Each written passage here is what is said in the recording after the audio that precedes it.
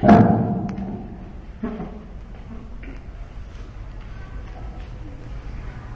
amigos, da paz de Jesus permaneça em nossos corações. Então hoje nós vamos estudar o caso da cura da sogra de Pedro e de outras curas. Nós estamos numa série de curas aqui que estamos estudando.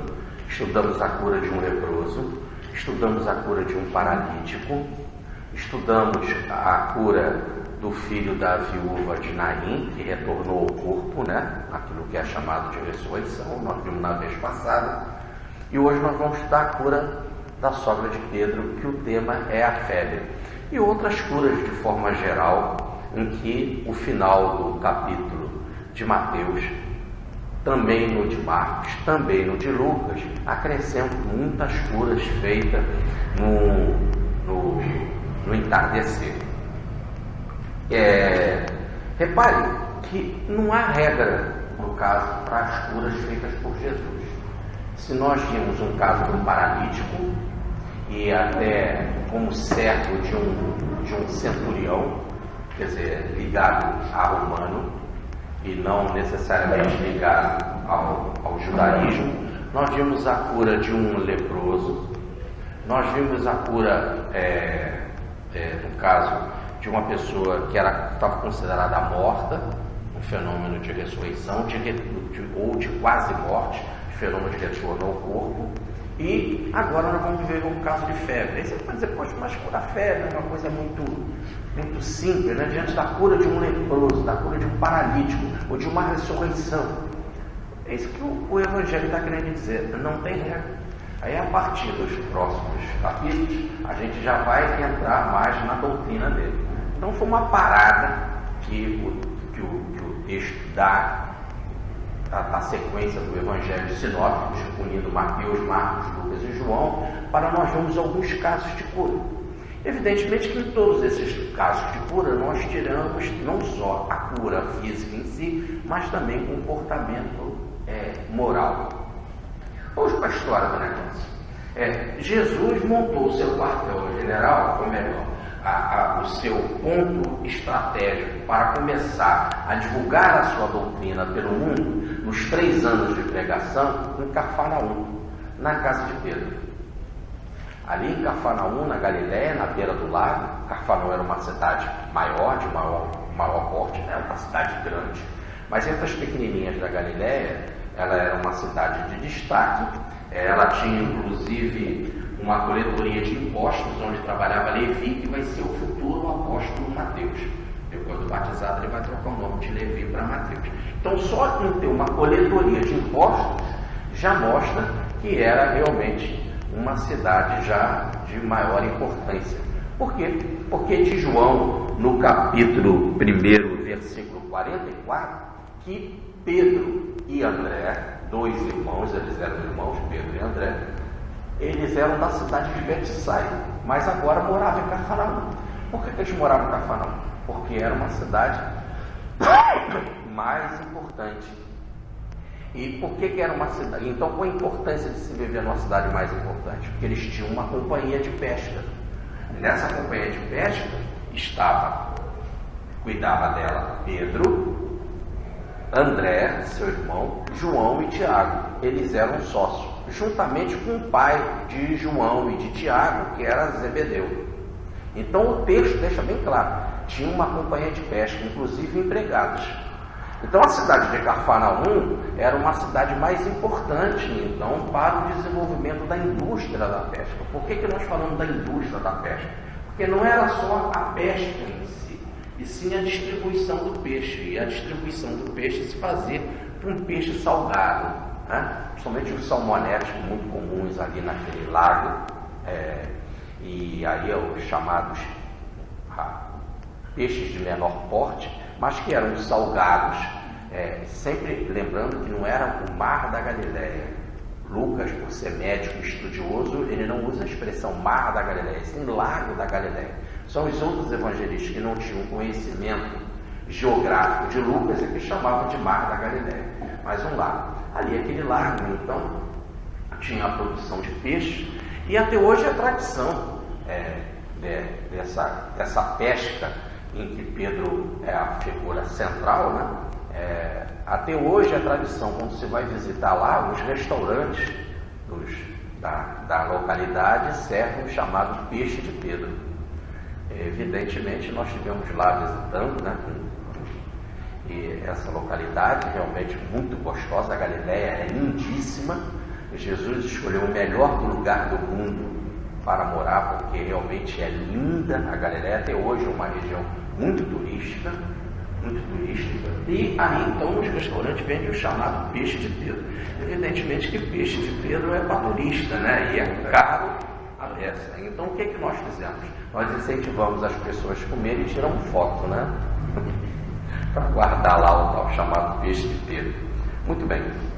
Então, a importância então ali não era só a pesca, e sim o salgar o peixe para ele poder ter uma maior durabilidade, né? E com isso, dali pelas estradas, pelos entroncamentos das estradas, o peixe ser distribuído, inclusive para a Judéia, para Jerusalém. Por isso a importância do posto de impostos, da coletoria de impostos, e a importância, como nós vimos, da cura do Cafarnaum. Porque foi nesse mesmo dia, Jesus estava na sinagoga, saindo da sinagoga, que ele foi para a casa de Pedro e André. A casa era de Pedro e de André, como diz aqui o texto, de forma bastante clara, de Lucas. Tá certo? De Lucas? Não, é o texto de Marcos. O texto de Marcos deixa bem claro que ele estava indo para a casa de Simão e de André. Aqui também eu quero uma explicação sobre o negócio de casa de André e de Simão. As casas eram grandes e não tinha essa ideia de cada um depois vai morar na sua casa. Isso é um conceito hoje muito nosso. Porque tem até a expressão que diz que quem casa quer casa, né? O sujeito casa e sai da casa. Não, todo mundo morava junto. As casas só iam aumentando de espaço, de quarto, de compartimento. E aí por isso que a casa de Pedro e de André moravam todos juntos. E assim moravam os primos, etc. Todo mundo que ia nascendo ia ficando todo no mesmo local, né? Bom, essa era a tradição. E ali, então, Jesus é convidado para morar também. Nós estivemos lá visitando, né, a chamada Casa de Pedro, local, e realmente é impactante. A única coisa que quebrou um pouco, que a igreja católica fez em cima do terreno onde foi feitas escavações para se descobrir a casa de Pedro, ela construiu uma igreja suspensa, para poder embaixo a gente ver as escavações da casa de Pedro. Ela fez uma igreja suspensa moderna, que não tem nada a ver com o ambiente da casa de Pedro, né? Octogonal, e então mostrando todo, parece uma espaçonave subindo, o que perdeu toda, podemos dizer assim, a graça, né, da gente, como se fosse fazer um mergulho na história. A gente acaba fazendo um mergulho para o futuro. Mas a gente tem a oportunidade de ver as escavações e tal, o terreno, a visão do lago, que ela ficava, Cafarnaum, ficava ao norte do lago da Galileia. Então realmente é um local muito, muito apreciado, né? E ali então havia não só a coletoria de impostos, mas nós tínhamos também o centurião, algo tal que Jesus, nós vimos na lição há 2 semanas atrás, que Jesus curou o filho do centurião, ou o servo do centurião, mostrando também a importância de ter uma centúria ali, por exemplo, uma guarnição do exército romano para cuidar da estrada onde que escoava a mercadoria e para fazer o policiamento do pagamento de impostos. Então, o que mostra que Cafarnaum era uma cidade importante e era uma cidade destacada. Por quê? Por causa do comércio, principalmente de peixe, da coletoria de impostos, da presença de um centurião romano, né, de uma guarda romana. Mas também, se a sinagoga foi construída pelo centurião, como nós vimos na vez passada, por isso o carinho que os judeus tinham para com ele, foram inclusive interceder a Jesus para curar o servo dele, dizendo: esse cara é boa gente, ele gosta da gente, e até mandou fazer uma sinagoga. Era essa sinagoga que Jesus estava. E então Jesus cura de dia, para mostrar que também não tem horário para curar, né? Sai da sinagoga, vai para a casa de Pedro, como se estivesse dizendo, depois das 11, 10 horas, né? Depois das 10, 11, meio-dia. Quer dizer, ele também chega lá, é informado que a sogra de Pedro estava de cama. Não tem muita coisa para se falar nesse ponto. A sogra de Pedro estava com febre e deitada. Deitada, entendeu? O texto deixa bem claro, quando diz aí de cama, é tradução. No original está que ela estava deitada, ou melhor, se deitada dava a ideia de que estava prostrada, porque ela estava febril. A palavra febril tem a ver com fogo, né? Então ela estava quente, e Jesus é informado de que ela estava nessa situação, intercede por ela. E o que Jesus faz? Diz a passagem que ele, inclinando sobre ela, tocou nas mãos dela, tocou nas mãos dela, e a agarrou, e ela se levantou e começou a servi-los. No plural, tanto em Marcos quanto em Lucas. E algumas traduções também botam plural em Mateus. Não só servir a Jesus, mas servir a outros. Então, Jesus então curou a sogra de Pedro. Mas aqui então uma paradinha. Se ele curou a sogra de Pedro, Pedro era casado.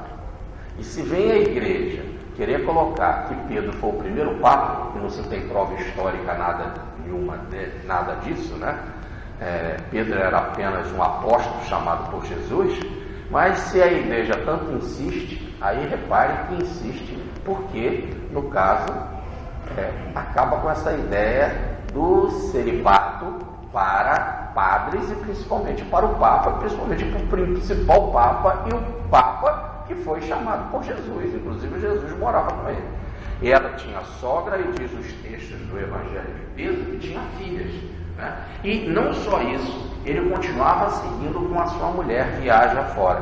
Porque no livro, na carta de Paulo, na primeira carta aos Coríntios, capítulo 9, versículo 5, diz que Pedro era casado. E os apóstolos andavam com as suas esposas. Quer dizer, quando Pedro ia fazer as suas viagens, a esposa ia com ele.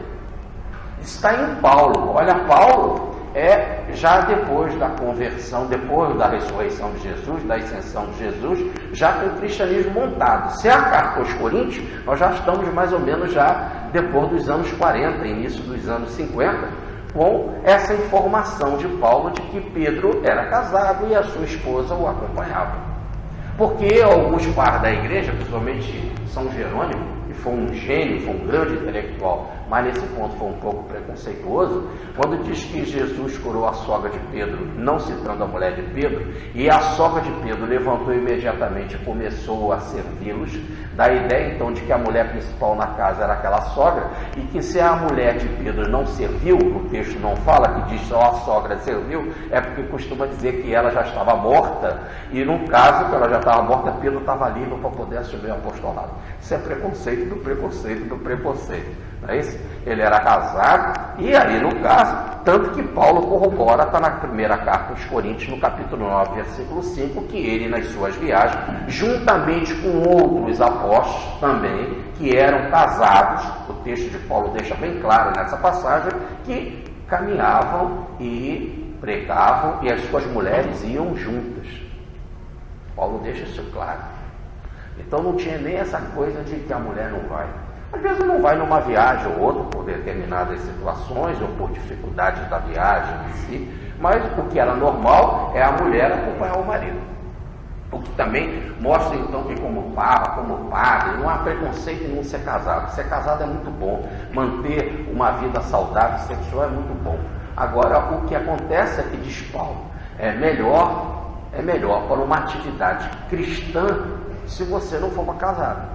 Mas não convém se abrasar. Se houver a necessidade, é melhor casar do que se abrasar. Ou melhor, se você tem vontade de casar, sente necessidade de estar junto, precisa estar junto, então é melhor fazer. Agora, é melhor mesmo se não fosse casado.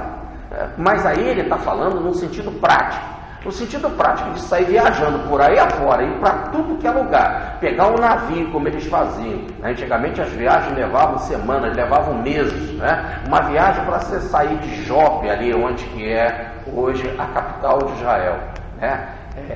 E até a Espanha levava 6 meses. Então é complicado. E quase sempre a mulher tinha muitos filhos naquela época, né? As crianças pequenas em idades variadas, cada mulher tendo 5, 6, 10 filhos ou mais. Então essa viagem era mais complicada.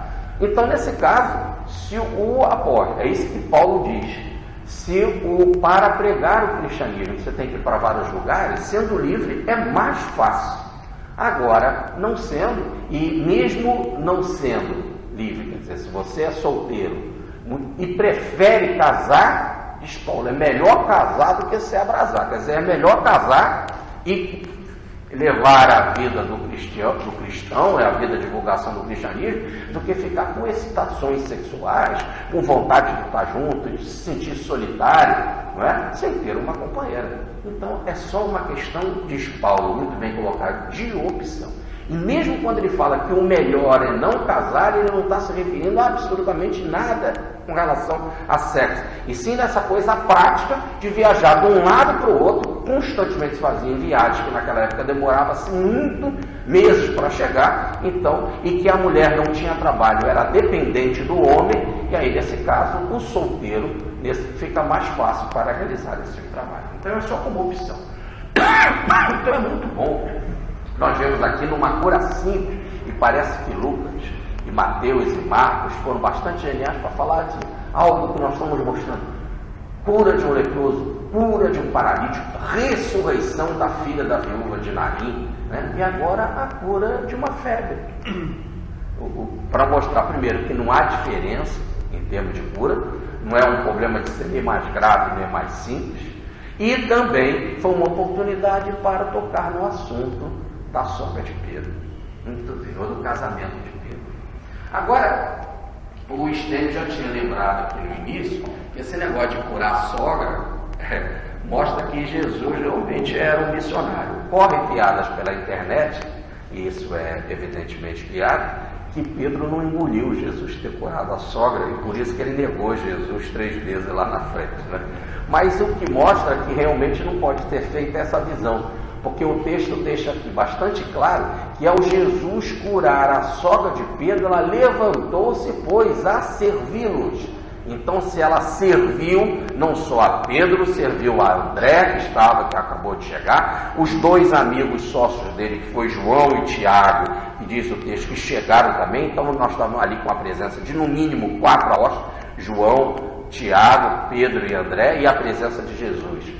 Pois a servi-los. E depois vocês vão ver que toda a cidade, ao entardecer, ao pôr do sol, estava na porta da casa de Pedro, e Jesus conversou com todos eles, porque aqui tem uma passagem muito interessante que fala da cura por palavra de Jesus. Conversou com muitos e curou a todos que estavam ali, mostrando então que a casa também ficava muito movimentada. E quando você diz que a porta estava lotada, isso quer dizer que também dentro de casa deveria ter muita gente, aqueles mais íntimos de todo mundo do interior, numa cidade pequena como Cafarnaum, todos se conheciam, aqueles que tinham mais intimidade entravam na casa. E ela pôs a servir a todos, mostrando que era uma pessoa simpática, agradável. E ela não só ficou feliz em ter sido curada da febre, mas ela era também simpática a Jesus, simpática ao movimento cristão, porque ela serviu. Porque você também tem que imaginar o seguinte: imagina você ter a sua casa e daqui a pouco chega lá,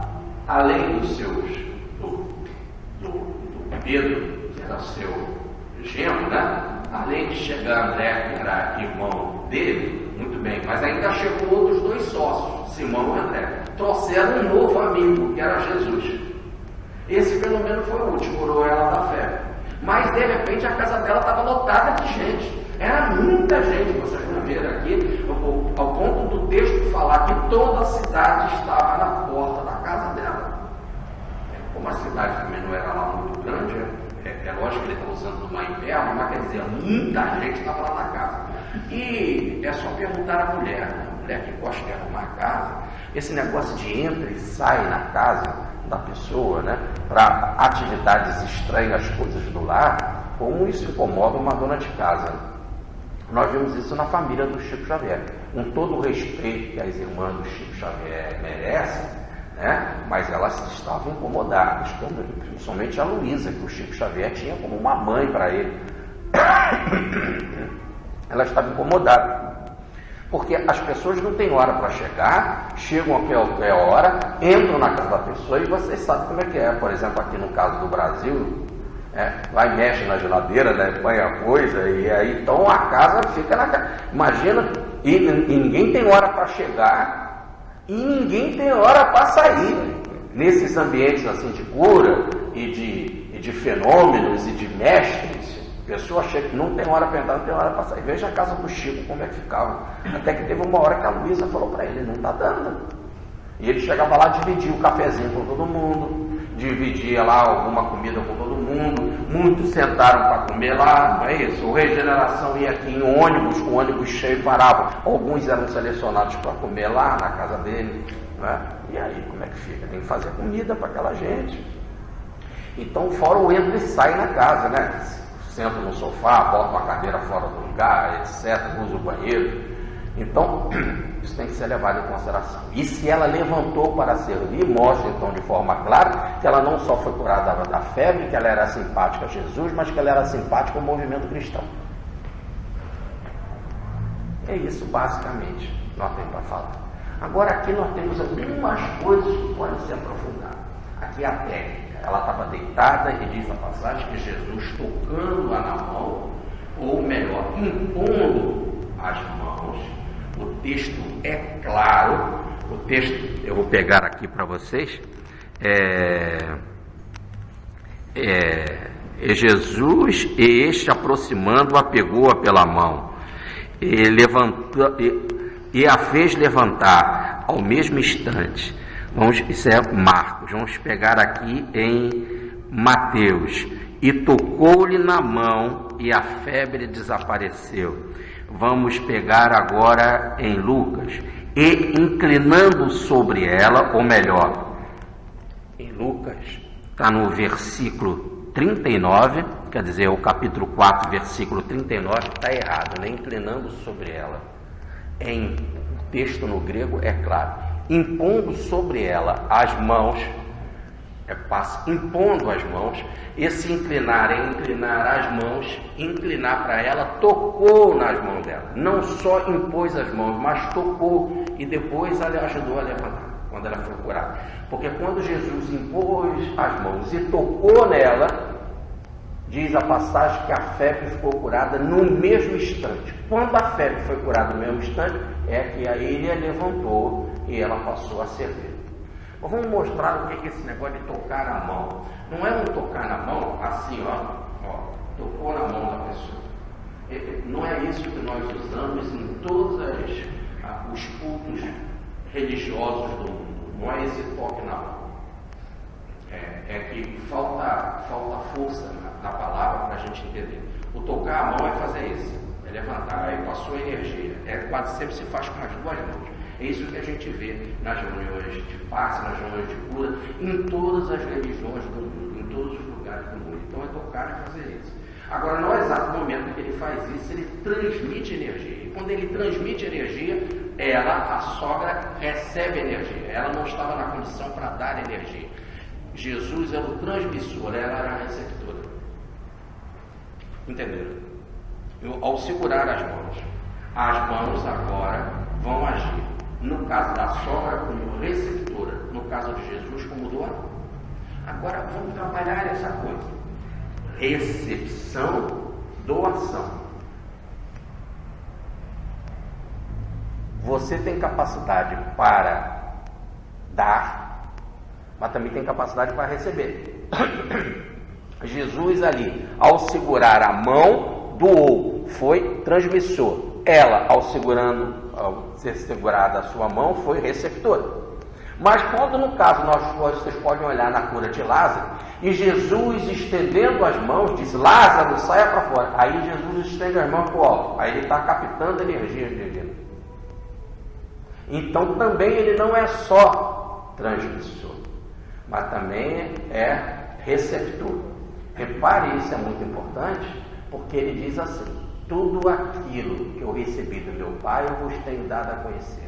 As obras que eu faço, não sou eu que as faço, é o Pai que está em mim que faz as obras. Então ele era um canal de transmissão. E a energia de Jesus saía em quantidade. Essa energia, ao sair, que nós chamamos de ectoplasma, né? Energia, ou magnetismo, ectoplasma, que é energia de cura. Quando a ideia de sair mesmo, há uma perda de energia. Vamos botar essa perda entre aspas, porque é exato o momento em que você perde, a vida te repõe. A vida repõe, o laboratório da natureza repõe. E o médium sempre recebe mais do que ele doa. O médium recebe mais do que ele doa pelo trabalho de caridade que ele faz. Então, quando ele transmite energia, há uma perda. E há essa perda mesmo, porque nós vemos no texto do Evangelho, quando a mulher tocou na fibra do manto dele, e ele disse: alguém me tocou, mas está todo mundo te tocando. Alguém me tocou de uma forma diferente, tirando uma energia de mim. Senti sair de mim uma força, que os textos traduzem por virtude, e que a palavra no original é o radical de virtude, que é virilidade, energia, força, poder. Saiu de mim um poder, uma energia.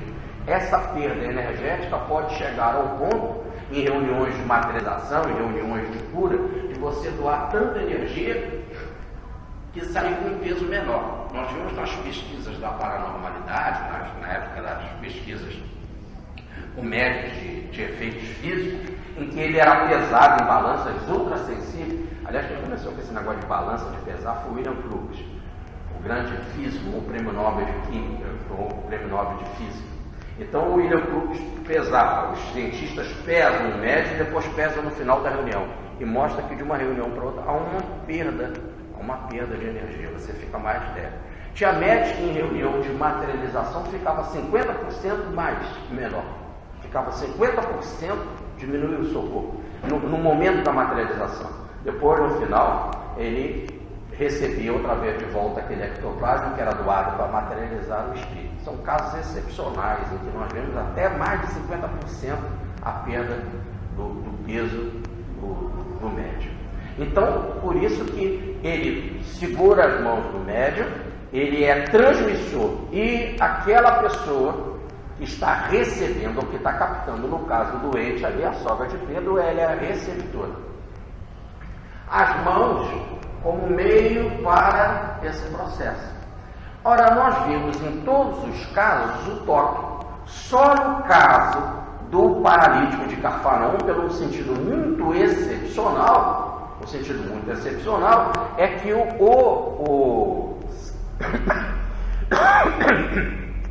que o centurião, por ser gentio, logo por ser estrangeiro, e o judeu não encostava em estrangeiro, para o gentio, para o judeu ele era uma gentalha, ele era inferior, ele era impuro, ele era contaminado. Então, nesse caso, o centurião não vai procurar Jesus. Ele mesmo disse que ele não tinha mérito para procurar Jesus. Mais ainda, quando Jesus está se aproximando da casa dele, ele manda um amigo também dizer: não se aproxima da minha casa. Eu não sou digno que entre na minha casa. Por quê? Porque o judeu não tocava em gentio e judeu não entrava em casa de gentio. O judeu não toca gentio, nem entra na casa de gentio. Tá certo? Mas nas outras curas todas nós vemos o toque. Na do leproso, era proibido tocar em leproso. Jesus tocou. Na da ressurreição do filho de Jairo, da filha da viúva Naim, Jesus tocou. Era proibido tocar em morto, mas Jesus tocou. Agora não é proibido tocar com quem está em fé, mas Jesus tocou. Mostrando que o toque, essa transmissão de energia através do toque, do segurar as mãos, é o método mais comum para a transmissão da energia. E por que Jesus então está mostrando essa didática do toque, de encostar as mãos, de usar as mãos, de impor as mãos? Porque é o método mais comum, mais desenvolvido no mundo inteiro para fazer essa transposição de energia. As religiões do mundo inteiro usam o mesmo método. Dentro da igreja protestante, o padre da igreja católica, os espíritas, né? As religiões da Índia, do Egito, a gente vê essa posição de mão nas paredes das pirâmides, dos templos, dos sarcófagos no Egito. Então esse é o método mais comum. E por quê? Porque a mão, ela é um instrumento de comunicação. Tudo começou assim. O tronco desenvolveu esse braço. O braço é algo que, podemos dizer assim, extrapola do corpo. A melhor forma de você pensar no bonequinho do posto, não é de bonequinho. O braço é algo que vai para fora, é uma exteriorização do tronco. É algo que nós exteriorizamos de nós mesmos. Então, na hora que exteriorizou os braços, ele veio em suporte à perna, às pernas. Por que o braço é um suporte à perna? Porque no início nós não andávamos, nós engatinhávamos. O homem, primeira, nossa caminhada é de 4, engatinhando. E na época primitiva, nós andávamos de 4. Não éramos bípedes, erectos. Depois que passou a ser um homem erecto. Então a mão foi um desenvolvimento para a marcha. Para o homem marchar, ele liberou o tronco, desenvolveu por um processo evolutivo os braços para ele marchar. A vida foi desenvolvendo. Ele se transforma em erecto. Na hora que ele se transforma pela evolução no homem erecto, as mãos passaram a ter uma outra função.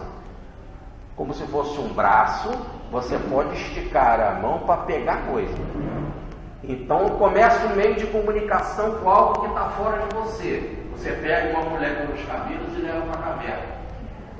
Você pega uma fruta. Tá certo? Então começou a ideia de mão como primeira comunicação, a comunicação da posse. E a mão comunicou antes do que a própria fala, porque antes do homem falar, ele pegava as coisas. Ter a capacidade da comunicação. A comunicação era feita com as mãos. Então, ele apanha as coisas.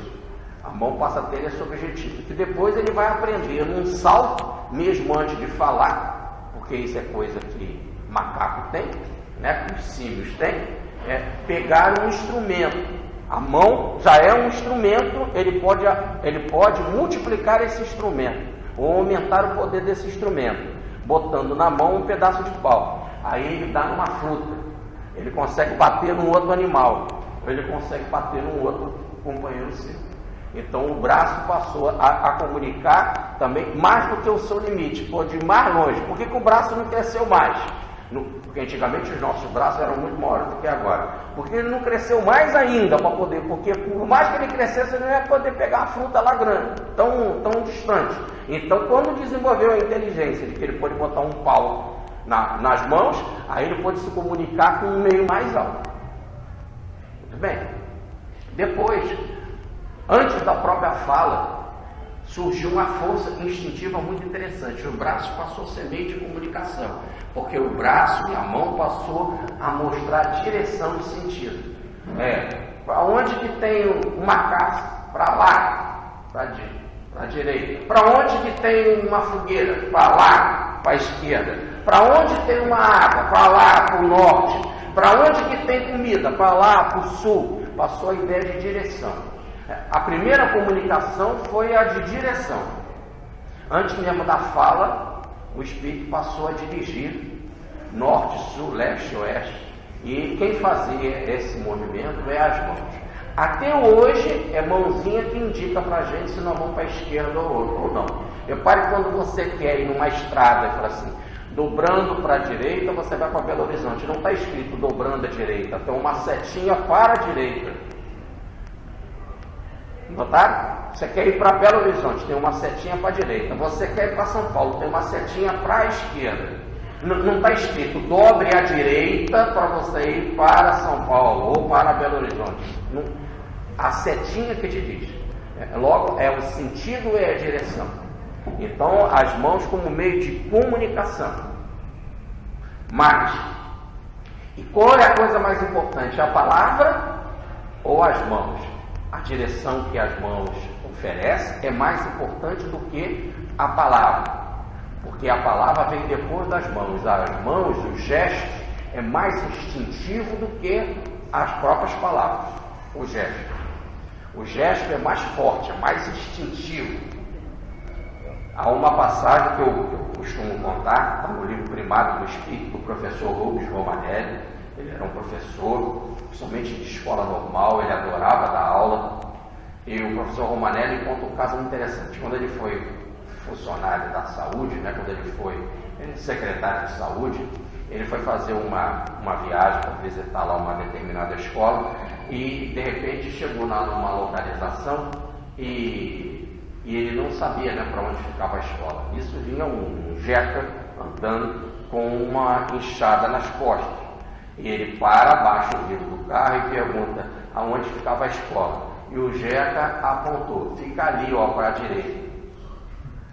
Mas a mão dele estava virada para a esquerda, fica ali à direita, e a mão apontou para a esquerda.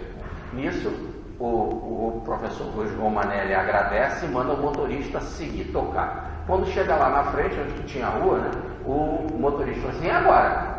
Eu dobro para a esquerda ou para a direita? Porque ele apontou para a esquerda e falou direita. O Luiz Romanelli disse, você dobra para a esquerda. Nós vamos seguir para onde ele apontou, não para onde ele falou. Porque o gesto é mais importante do que as palavras.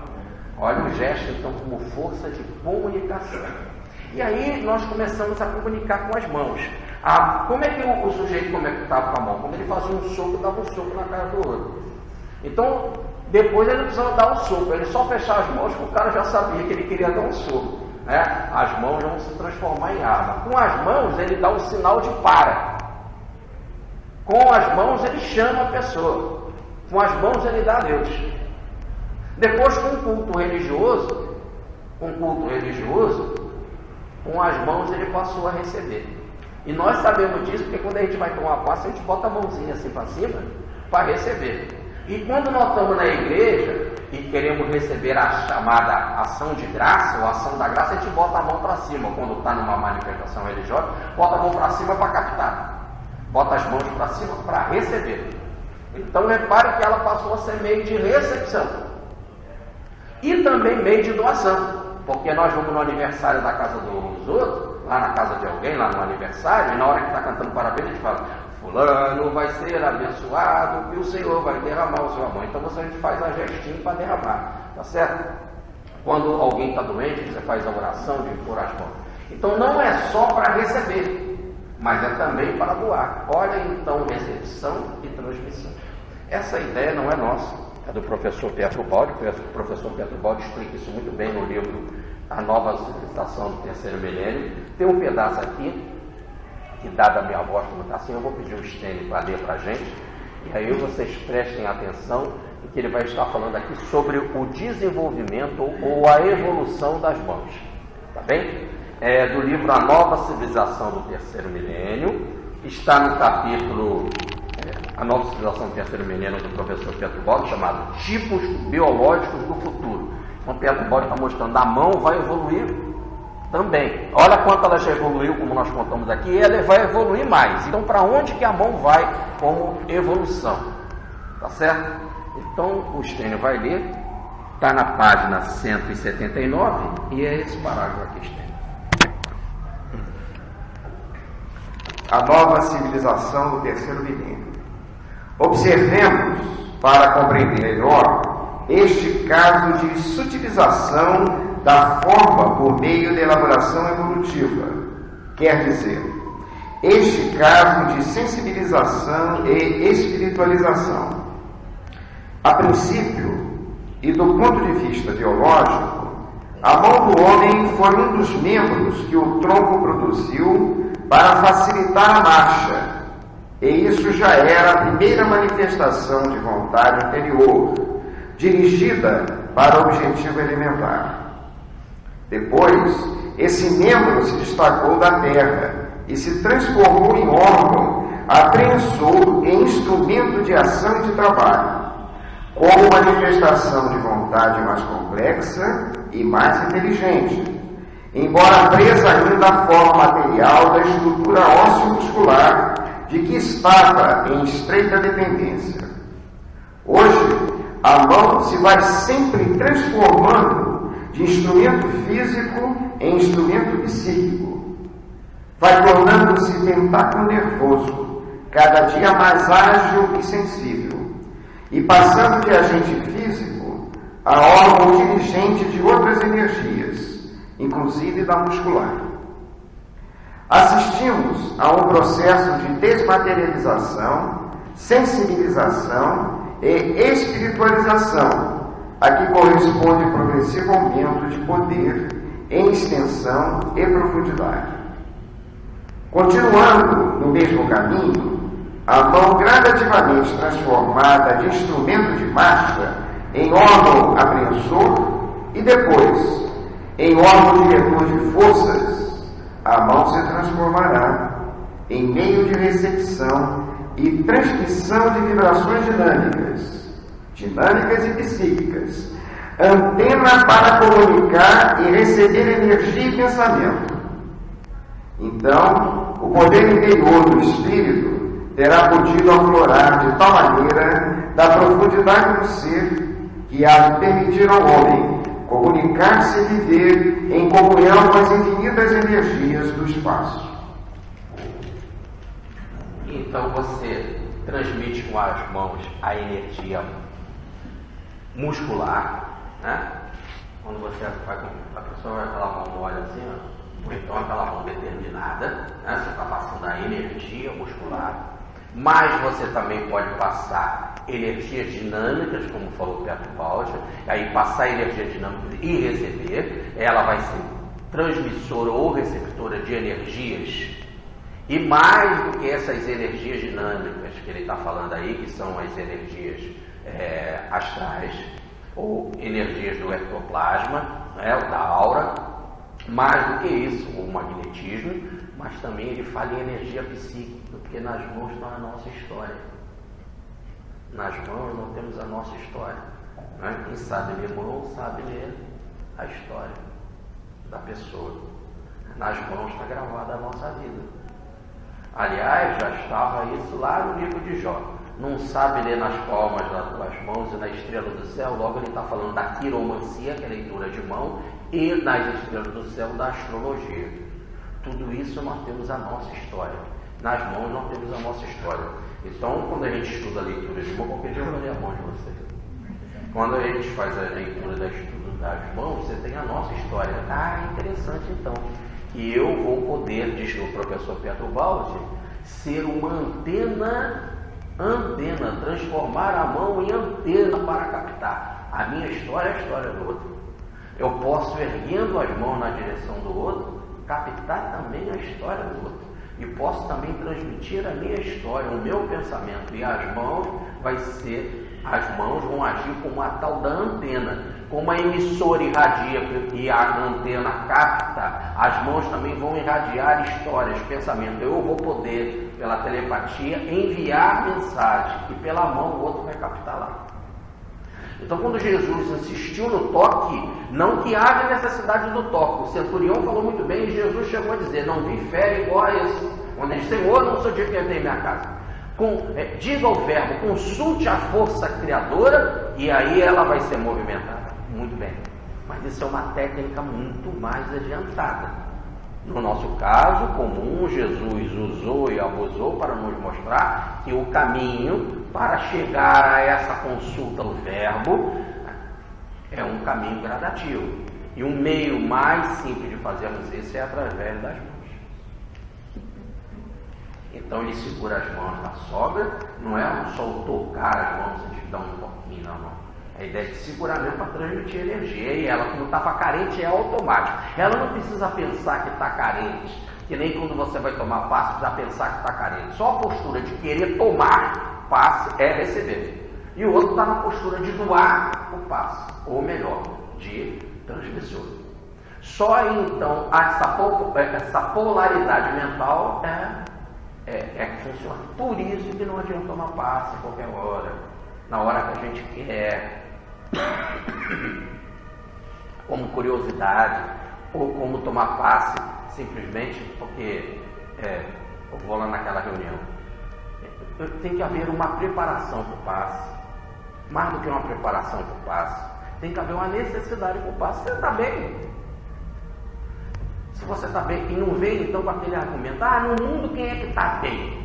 Isso daí é papo, porque se ninguém está bem, então ninguém tem que dar passe. Você não está bem, como é que vai dar passe? Tá certo? Então tem que ter alguém melhor para poder dar o passe, né?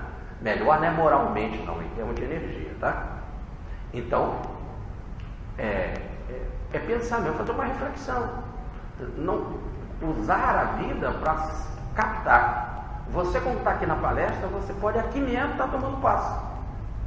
Não precisa do toque dessa manifestação. Esse é o comum. É isso que Jesus nos ensina. É isso que nós estamos falando aqui, que nós estudamos aqui nessa leitura que se fez do Pedro Baldi.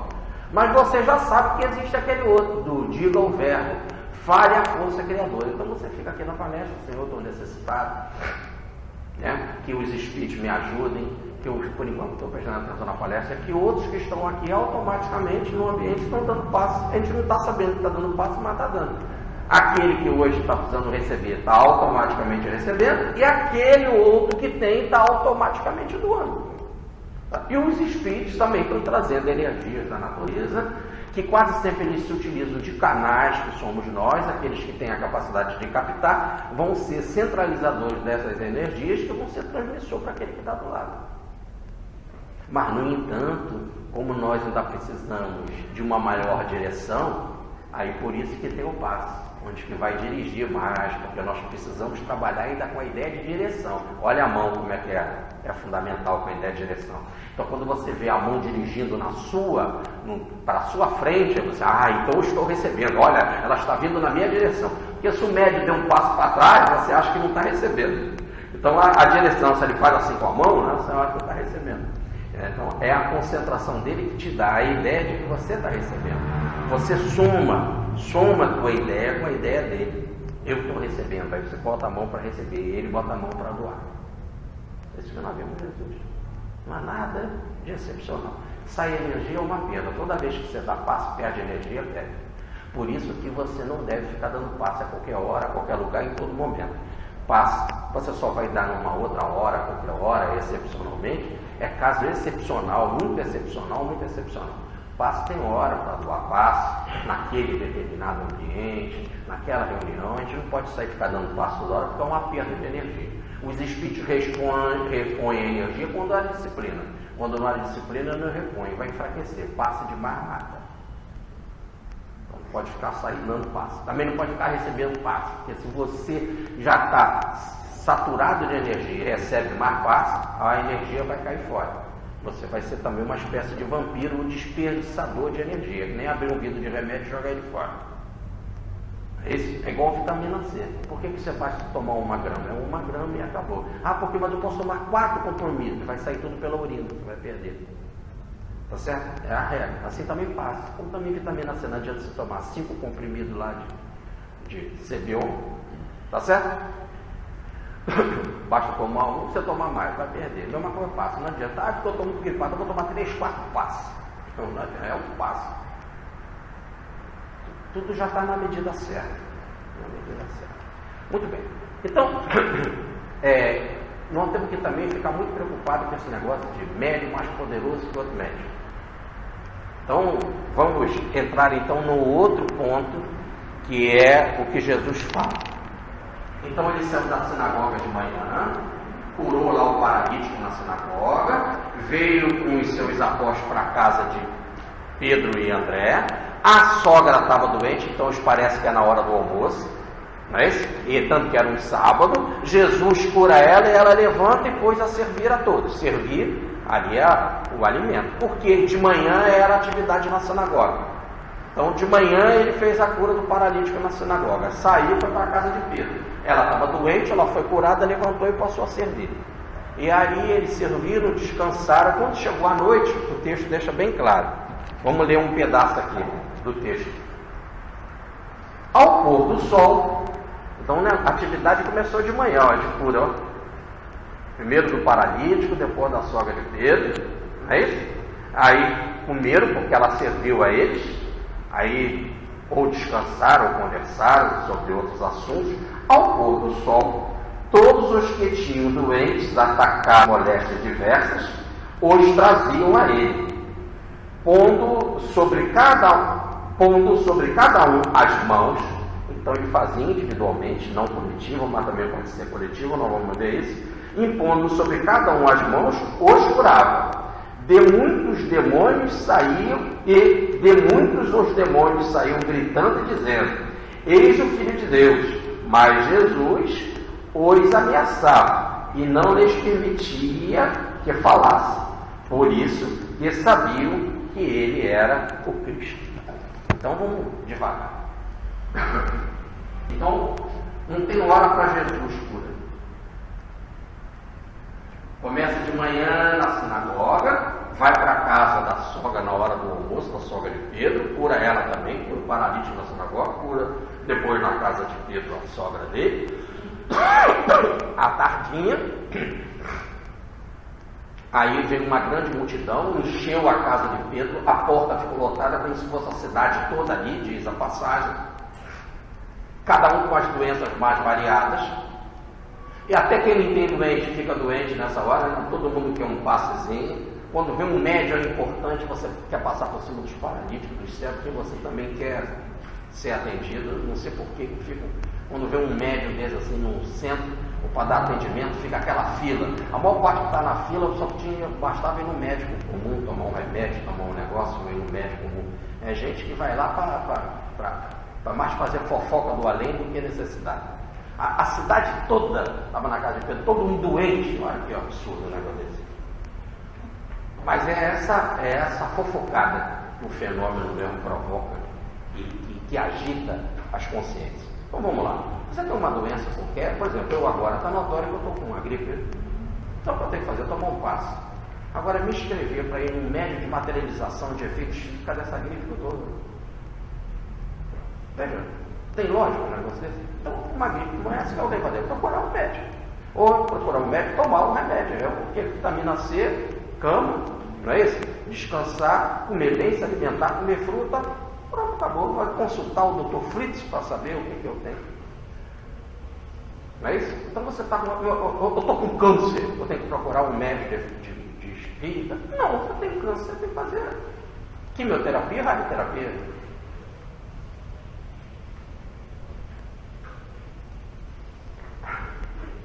Tá certo?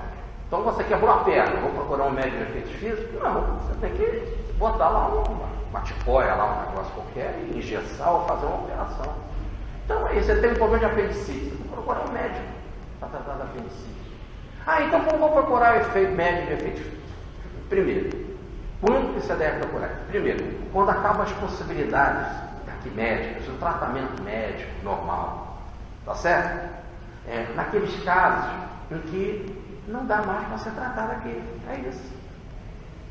Nós não podemos, nós não temos o direito de ficar tomando energia de ninguém, tempo de ninguém. Não existe já os médicos específicos para cada coisa. Em caso emergencial, aí sim. Ou então pode ser em caso de força, sim. Existem muitos centros em que é autonômico para oração, para encarnar, né? Tem muitos centros que fazem radiação à distância. Então, vamos dar um exemplo. Você vai fazer uma operação de apendicite. Então é coisa que o médico daqui vai fazer, mas nada impede de você ir no centro espírita, tomar um passe e pensar para que você possa ter calma, que os médicos possam ter boa energia, boa conduta na hora que vai fazer a tua operação. Não é isso, que você possa ser reabastecido de energias, já que você vai perder sangue, essa coisa toda e tal. Então você pode procurar nesse sentido, mas não ao ponto de tomar a vez, a filha e a oportunidade de quem é realmente muito necessitado. Tá? Muito bem. Então, diz a passagem que Jesus começa. Eu mais uma vez vou repetir, vocês podem pensar que eu estou louco. Eu não estou louco. De manhã, cura do paralítico na sinagoga. Chega meio-dia, cura da sogra de Pedro. Descansa quando é no pôr do sol. O texto deixa falar até claro. Pôr do sol é um problema de tradução. É uma tradução. No original, assim, pôr do sol desceu.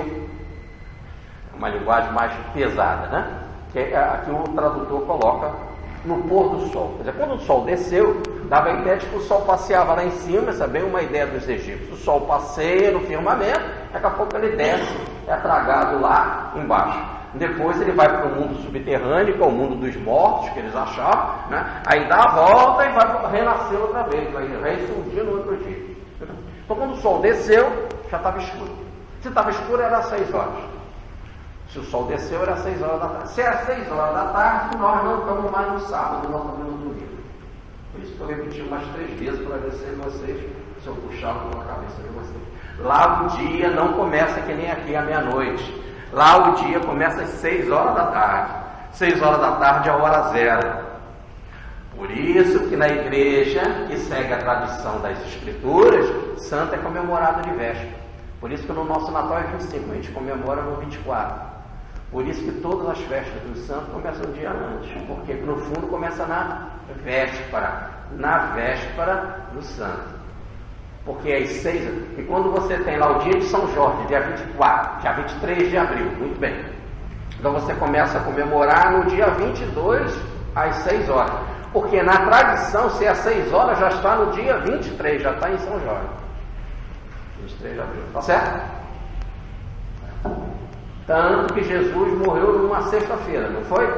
E por que ele estava com pressa dele morrer logo?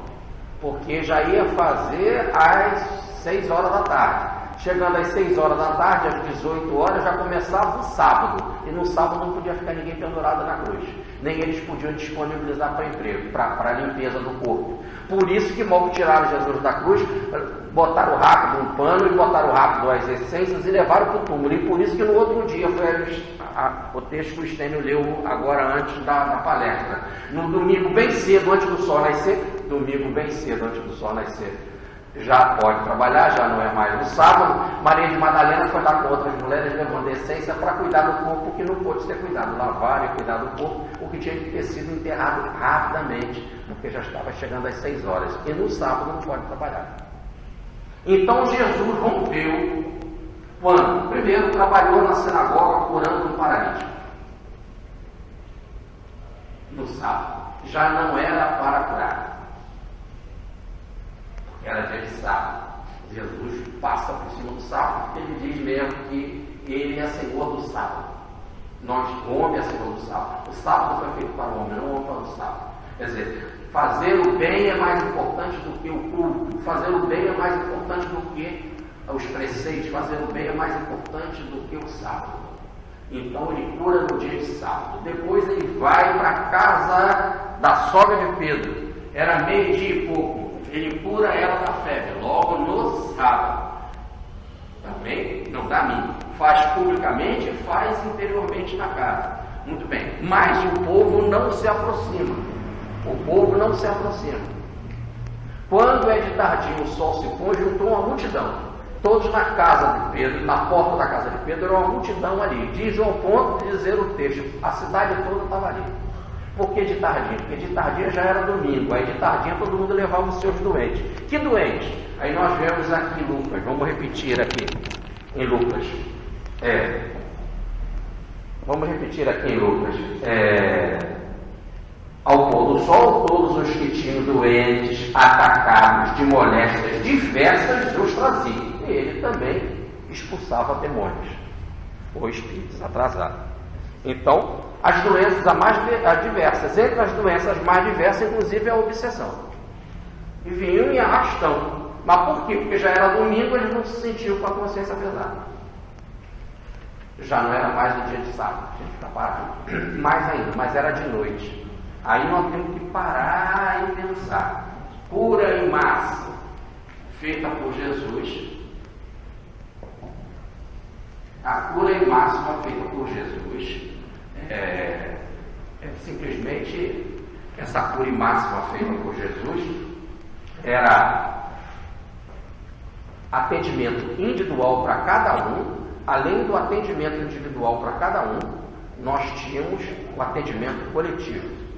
Muitas vezes Jesus impõe as mãos, e nós vemos isso nas muitas instituições religiosas, né, em que se impõem as mãos para a cura coletiva. Eu posso transmitir uma energia para o auditório todo, mas também posso receber do auditório todo, muito bem. Mas também posso fazer individualmente. Aqui o texto diz que Jesus dava atenção para cada um. Isso é lindo, isso é muito bonito, porque diz que ele impunha as mãos e em cada um. Então ele era um doente, depois impõe as mãos no outro, depois impõe as mãos no outro. Muito interessante. E tem uma outra passagem aqui que diz assim, mais tarde apresentaram muitos processos e a todos expulsava com a sua palavra. Isso raramente tem aqui no texto. Eu vou dizer qual é o versículo para vocês. É Mateus capítulo 8, versículo 16. Guardem isso. Mateus capítulo 8, versículo 16. Ele não só ia individualmente a cada um, mas quando tinha de expulsar espírito, aí nesse caso ele expulsava com palavra. Doutrinação, evangelização, orientação. Porque em muitos casos nós vemos ele expulsar espírito só ordenando, sai, pronto. Não entrava, aqui não, aqui fala que ele tinha a noite toda para frente, tá certo? As pessoas agora tinham uma semana toda pela frente, não estavam preocupadas com o sábado, era um processo, podemos dizer, carinhoso, atencioso e individual. Dependendo da doença, era para cada um tratamento individual. E no caso da obsessão, o tratamento era por palavra, o que nós chamamos de doutrinação.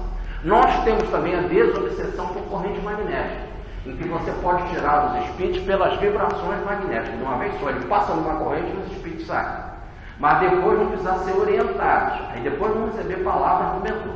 Quando você está num trabalho de massa, num trabalho de convulsão popular, essa corrente magnética e trabalhar sem palavras é uma coisa. Agora, quando você já está com um espírito mais amadurecido, que antes de tudo precisa compreender a mensagem, não receber uma ordem militar, sai. Mas, antes de tudo, compreender a palavra, entender, aí a conversa é com palavra. Aí a comunicação, é com palavra, com orientação. A melhor expressão não é doutrinador, porque da ideia que você vai doutrinar o outro, né? Nem evangelizador, porque da ideia que você conhece o evangelho, então vai evangelizador. Existe uma palavra que hoje está sendo mais usada e para o nosso nível é a melhor. O nosso nível é orientador. Aí sim, um ou outro está precisando de orientação, você dá uma orientação. Inclusive essa orientação é necessária no evangelho. Por isso que todas as reuniões mediúnicas de desobsessão, antes de tudo, começam com o estudo do evangelho, para orientar o quê? Os espíritos atrasados que estão ali, para orientar os médicos que estão ali, para orientar o próprio orientador que está ali. No caso de evangelho, é orientação para todo mundo. Tá certo? Muito bem. De Jesus para baixo, todo mundo sabe do evangelho. Olha, então, vamos explicar aqui, porque Lucas aborda esse ponto, é muito importante. No pôr do sol, estava de noite, o sol desceu, trouxeram uma porção de gente, Jesus resolveu fazer uma sessão, podemos dizer, mediúnica coletiva. Foi a cada um. Dava passe em cada um, conversava com cada um, queria saber pela palavra, e com a palavra ele se comunicava e também cuidava dos espíritos sofredores. Essa noite, quanto tempo levou? Se a cidade toda estava ali. E ele fazia atendimento um por um.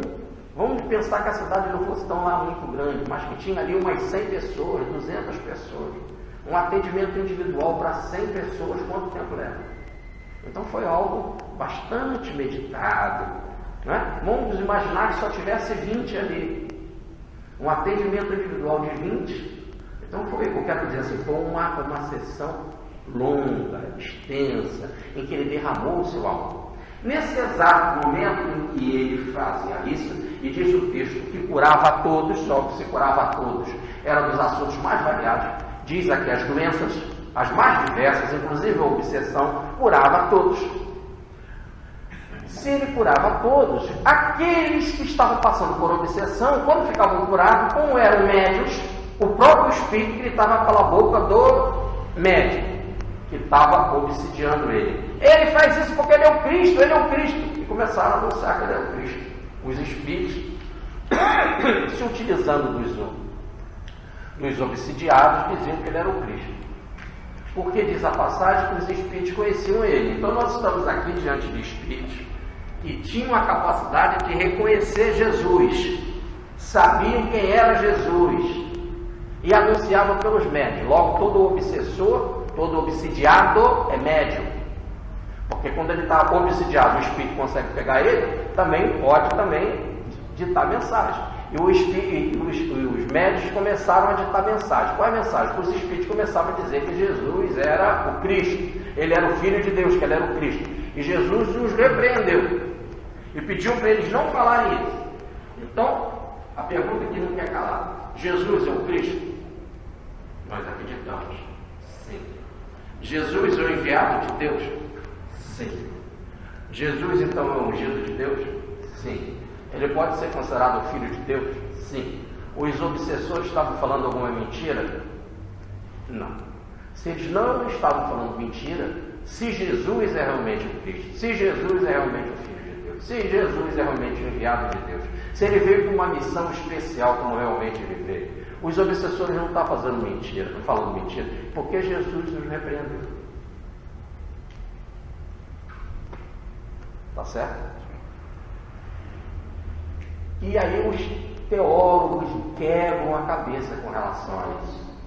Mas se ele estava num processo de cura, curando das doenças mais variadas, conversando com as pessoas, dando um atendimento individual, e ali passou tanto tempo, podemos imaginar horas fazendo esse trabalho, entrou a noite adentro, por que ele não aceita que os Espíritos falam que ele é o Cristo, quando nós sabemos que ele é o Cristo, e ele mais tarde vai aceitar esse título?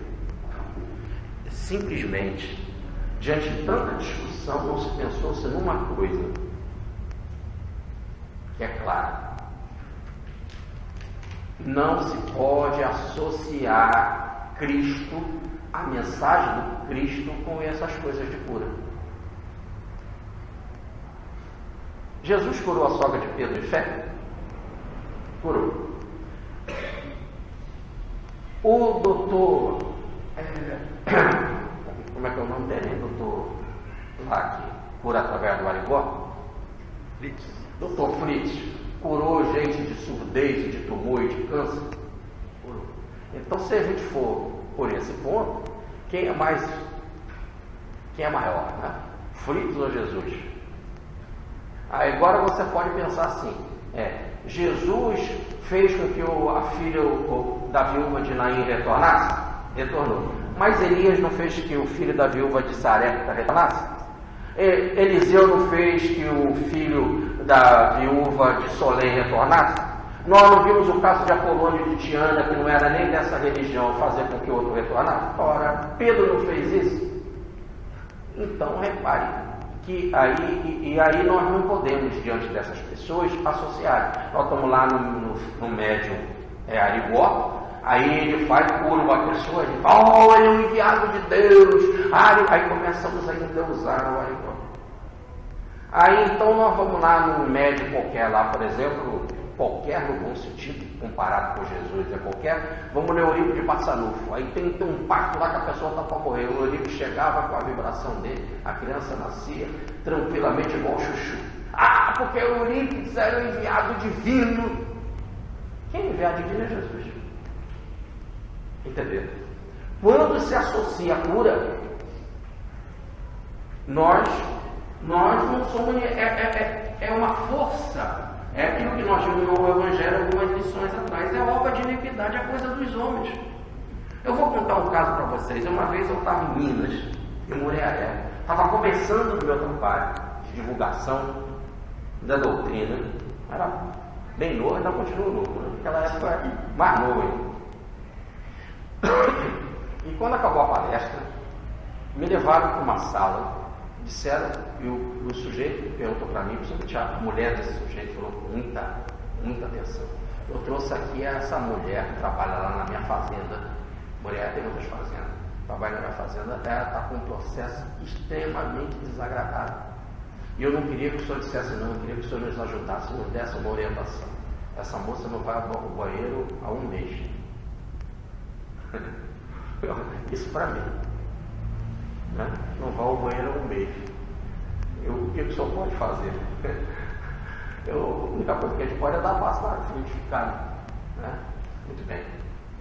No outro dia ela estava lá na palestra para agradecer, foi no banheiro. O que foi que aconteceu a gente não sabe, mas é lógico que a atuação espiritual que veio por nosso intermédio, que apanharam força naquele ambiente, sim. Agora, por causa disso, vão dizer: o Jorge é maravilhoso, porque o Jorge é isso que fazem. Entendeu? O Jorge é maravilhoso. Eu dei um passo e mandei tomar água fluidificada. Não sou nada de maravilhoso, entendeu? Um outro faria a mesma coisa. Se não é charlatão, se não é malandro, querer inventar uma outra coisa, vai fazer isso. Ou então podia ser um especialista mesmo, para fazer. O espírito que cuidou é que era especialista.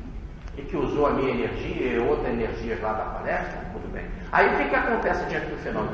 O Jorge é extraordinário, eu faço uma outra cura extraordinária. Daqui a pouco eu vou lá falar em Moriaé, tem fila de gente querendo atendimento. Então o que Jesus faz? Quando Jesus proibiu deles falarem, não que Jesus não fosse o Cristo, não que Jesus não fosse o Filho de Deus, é que a gente não pode associar a cura dessas coisas com a grandeza do médium. Quantos de vocês já vieram aqui em palestra, estavam com dor de cabeça e saíram melhores? Quantos de vocês vieram com outro problema aqui, foram assistir a minha palestra, eu conversei, toquei, abracei e saiu melhor? Então, não tem nada que Jorge é especial nesse sentido. Tá certo? E assim todos os médios. Sim, todos os médios. E o mais extraordinário de todos, o Eurípides de Barçanufo. Nós não temos que ficar elogiando nada, porque ele fazia aquelas curas maravilhosas. Tá certo? Porque a cura maravilhosa não depende dessa grandeza espiritual. Depende de uma energia, ou que você tem ou você não tem. E isso necessariamente não depende da moral. Tem médico que faz plástica maravilhosa e é materialista. Tem médico que faz curas maravilhosas, sabe tirar tumores os mais escondidos, não gosta de Deus, é mulherengo. Só não é muito cachaceiro porque a mão treme muito. Muitos às vezes tem que parar de operar por causa do alcoolismo, porque a mão treme. Então veja, não é para ficar elogiar, são coisas da vida do homem, não pode se elogiar cura. Daí Jesus nivelar tudo e dizer obra de iniquidade. Porque nós expulsamos demônios, nós fizemos cura em teu nome. Afastai-vos de mim, vós que cometeis obra de iniquidade. Mas você está dizendo que Eurípides não é grande? Eurípides não é grande porque ele não curava alguém que tinha lá um problema de parto, curava outro que tinha um problema de uma doença variada. Eurípides não era grande porque curava nada. Ninguém é grande porque cura coisa nenhuma. Eurípides era grande porque ele levava a mensagem do Evangelho. Isso, no Evangelho, o Eurípides é apóstolo mesmo. No Evangelho, ele é discípulo mesmo. Ficou claro? Eurípides é importante para o Evangelho. Se você for no Chico Xavier e vê a tua água cheia de líquido diferente, cor diferente, mas o doutor Bezerra através do Chico, porque o Chico é maravilhoso. O Chico é maravilhoso pela mensagem de fé que ele deixou. O Chico é maravilhoso pela mensagem da imortalidade que ele deixou. O Chico é maravilhoso pelo caminho de vibração que ele deixou. Mas Jesus tirou Lázaro do túmulo, depois ele morreu. Depois Lázaro teve de morrer. Então Jesus não é maravilhoso por ter tirado Lázaro do túmulo. Jesus não é Cristo porque tirou alguém do túmulo, porque Eliseu tirou gente do túmulo, ele não era Cristo. Elias fez isso, Apolônio de Tiana, Pedro fez isso. Curar de febre, muitos deles fizeram. Não precisa nem acreditar. Quantas vezes nós fomos no médico com febre e saímos de lá curados? Os médicos são Cristo. Não é isso? A gente vai lá, só a ver o médico já fica bom. Então ainda paga. Então é isso que não pode associar. Essas curas, foi o tempo que nós vimos na vez passada, algumas vezes atrás, algumas semanas atrás, né? Afastai-vos de mim, vós cometeis obra de iniquidade. O cara não é grande, não é por essas curas fazem parte daqui da vida. Essas curas acontecem. Jesus fez isso porque foi tomado de compaixão, de amor, né? O gesto de amor é que foi importante. O importante foi a mensagem que ele deixou, a mensagem de libertação, de mandar a gente amar a nós mesmos, amar a Deus, amar o inimigo, reconstruir um mundo melhor. O importante está na mensagem, não nesse cura. Se nós formos somar as curas que todas foram feitas aqui no Evangelho e pegar um livro da vida do Arigó, Arigó fez mágica. Vamos pegar do doutor Edson, a mesma coisa. E assim de tantos médicos por aí. Né? De Eurípides de Barçanufo, quantos casos de cura? Então vamos analisar. Não são as curas que reconhecem que a pessoa é grande. Uma pessoa é grande pela mensagem do Evangelho. E diante da dor e do sofrimento, como que ela se comporta. Agora há um caso aqui, para a gente fechar, que é muito bom a gente pensar. O pôr do sol. E com o pôr do sol, a descida do sol, como diz aí, né? O sol desceu, ou melhor, o pôr do sol, a escuridão. Já notaram que se morre mais à noite do que de dia? Não é isso? Já notaram que a maior parte das reuniões mediúnicas é mais à noite do que de dia? Já notaram que a gente vê mais espírito à noite do que de dia? Não que de dia não aconteça essas coisas, mas é mais à noite. Já notaram que as reuniões são espirituais são mais à noite do que de dia? Muito bem. Isso é o seguinte, porque a vida, o Sol, tem a sua vibração, a energia diurna. A energia diurna, tudo que é energia é onda. E a onda é onda longa, baixa vibração. Onda longa, baixa vibração e baixa potência. Onda longa, olha a minha mão como está fazendo. Onda longa, baixa potência e baixa vibração. O dia, a luz do dia, a luz do sol é onda longa, baixa vibração, baixa potência. Nós estamos num corpo material, nós habitamos a matéria, e a matéria é constituída de ondas longas, baixa vibração, baixa frequência e baixa potencial. Então, o meu corpo se encaixa por maneira com o corpo com a energia solar. Por isso que os médicos mandam a gente tomar banho de sol, não mandam tomar banho de lua. O meu corpo se encaixa com as energias solares. O meu tipo de vibração é comum com a energia solar. A gente passa a noite toda reclamando de dor, com aquela dor enjoada, não consegue dormir. Quando o dia nasce, a gente dorme, já viu? Daquele relaxamento onde o cara dorme. Por quê? Começou a haver um encaixe da tua biologia com a energia solar. O espírito é diferente da matéria. O espírito é onda curta, alta frequência e alto potencial. O espírito é onda curta, alta frequência e alto potencial. O espírito é diferente da matéria. À noite, quando ao pôr do sol, a vibração noturna, a vibração da lua, a vibração do azul é alta frequência, ondas curtas, alto potencial. Por isso que o vermelho é denso, o vermelho é ondas longas, ondas quentes, ondas longas, alta, baixa frequência e baixo potencial. O azul da noite, lunar, é alta frequência, ondas curtas. Então, à noite, o espírito se sente mais atraído para as vibrações da noite. E o corpo não. Por isso que não há um casamento entre espírito e corpo à noite. Por isso que se sofre mais à noite, que quase sempre se desencarna mais à noite. E porque também se favorece, já que o espírito está mais ligado ao ambiente noturno, ele está mais solto, está mais livre, é mais fácil para desdobrar, logo também é mais fácil para desdobrar, para se afastar e aí ser cortado e desencarnar. Se desencarna mais à noite. Se sofre mais à noite, porque o corpo não está em sintonia, a matéria, com a vibração noturna. Tá certo? Então trouxeram muitos doentes para Jesus curar no pôr do sol. É a hora que começa a manifestação divina. Se a gente pegar lá no Gênesis de Moisés, que Deus criou Adão e Eva, eles viviam no paraíso. E diz a passagem, é lógico que é um simbolismo isso, que Deus ia sempre passear no paraíso e conversava com Adão e Eva no paraíso. Está lá no Gênesis, no capítulo 2 e no capítulo 3. Então Deus vai lá passear no paraíso. No finalzinho da tarde, olha aí, ó, começa a vibração noturna, a vibração espiritual, a vibração para se comunicar com o espírito. É mais fácil aqui. Por isso a hora do ângelus, a hora que o anjo aparece para Maria, 18 horas, a hora noturna. É a hora da vibração espiritual, que começa a se vibrar mais espiritualmente. É a noite.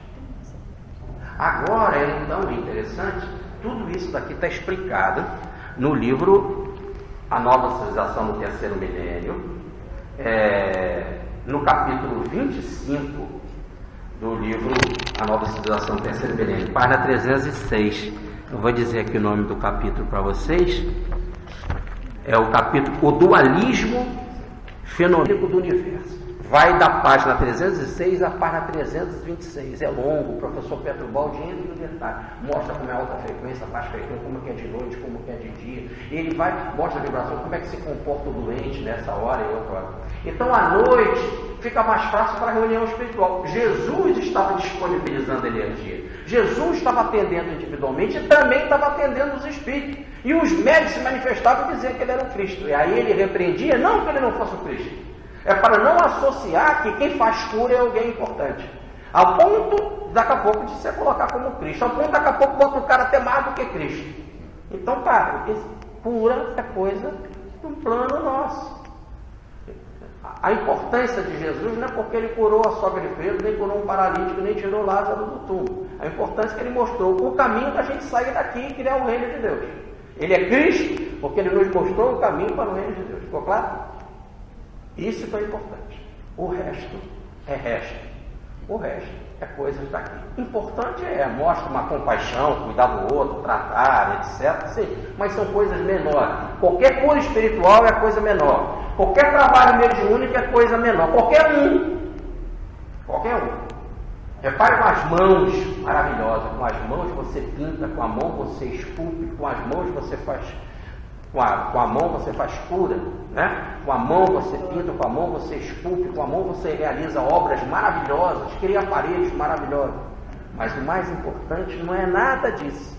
O mais importante é te tirar daqui, te levar para um reino melhor do que esse. Tirar daqui não é tirar daqui no sentido físico, tirar dessa tua condição e te levar para um nível mais adiantado, um nível de harmonia, de paz, de felicidade, de amor, de organicidade. Cristo é Cristo que nos leva para o orgânico, para a vida em unidade e coletividade em nome do amor.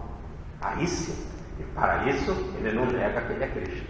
Tanto que ele diz, no final conheceremos que o está no Pai, que ele está no Pai e que nós todos estamos nele. Aí olha a unidade, aí ele não nega. Essa é a função dele, nos levar para a unidade. Cura, Jesus fez, Eliseu fez, Elias fez, Apolônio de Otiana, e tantos outros que estão por aí. Tá certo? Muita paz. Só uma perguntinha. Quem nasceu no mês?